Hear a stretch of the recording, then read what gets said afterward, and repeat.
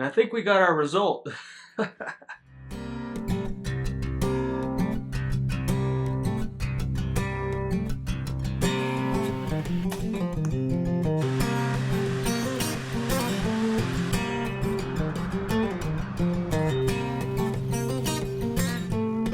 Yes, he's right there, baby. My only off-road camper.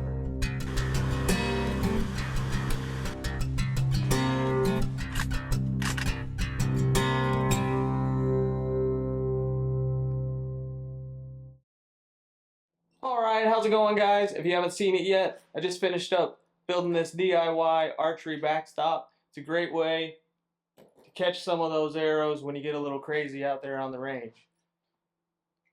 I was out shooting the other day and I was like, hey, season's coming up. You know what I haven't done? I haven't shot my broadheads out past my max range. I like to do something like that just so I really know what my limitations are. And I guess you can say I got a little bit cocky, didn't change out to a bigger target for my broadhead, and I slung one out there from about 70 yards. Well, guess what? With my heavier lighted nock and my broadhead on there, my impact was about 6 inches low. And it was enough to completely miss the target, but luckily I had one of these backstops and it did catch the arrow. But when I walked up, I noticed it definitely penetrated further than my field tips do. And behind that backstop, I still have a concrete wall, or a heavy cinder block wall. Let's see. It's made of these cinder blocks right here. They are the heavy duty cinder blocks. I don't know if you've ever picked one up, but they're about twice as heavy as a normal cinder block and way more dense. And my broadhead hit that cinder block wall. Broadhead was possible to be saved as a VPA broadhead. Super awesome broadheads. I love them. You can send them through a deer, hone them up just a little bit, get out there and do it again. So it gave me an idea. I was like, that's interesting. This might be a cool example to see how well different types of broadheads penetrate. I know it's not a deer, it's not a real analog target, but it could show you how much better a single bevel broadhead like these VPAs work.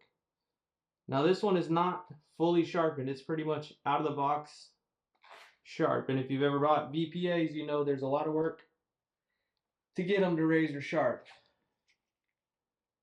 And then we have a Magnus Black Hornet, super popular blades right now. A generic, I don't even know the name brand, mechanical, and my regular field points. And we are going to shoot it at this backstop and see if there's a difference. I do have a little cardboard target back here filled with foam. It is more than an arrow length behind the target, so if we get a full pass through, we should be able to tell. So let's see what happens. Alright, I'm going to try and keep these close together left to right, that way we can easily compare them. I'm going to start off with a field tip.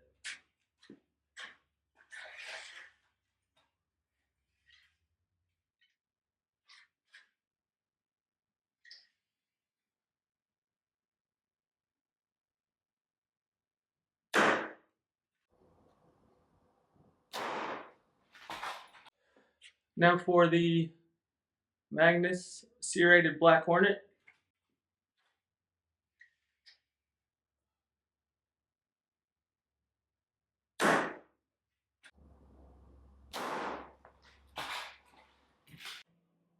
And for the generic mechanical.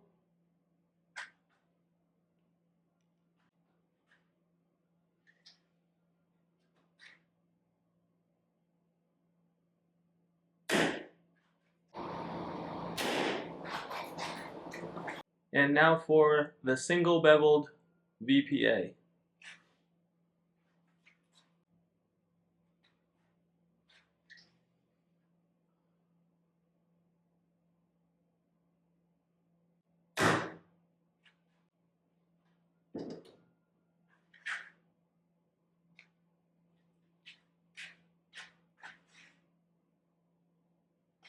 And I think we got our result.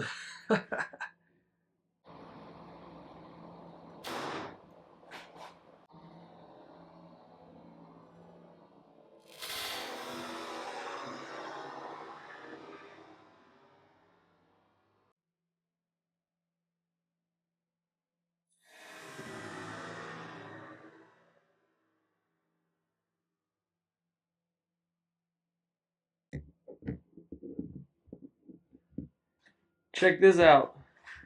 So we got our regular field tip, still about 12 to 13 inches hanging out.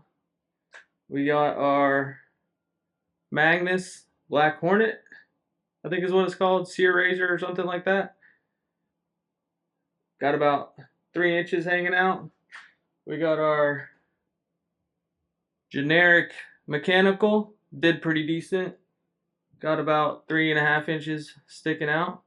And we have our single bevel broadhead. It has gone completely through. I don't know about you, but that's a pretty cool test. There's our single bevel broadhead right there, fletching all the way through the mat. Goes to show you that that twisting and splitting action that a single bevel has, how much it opens up that wound channel. Pretty interesting. If you like this, comment, subscribe, share, all that good stuff. Appreciate you guys. Like, subscribe, click the notification bell.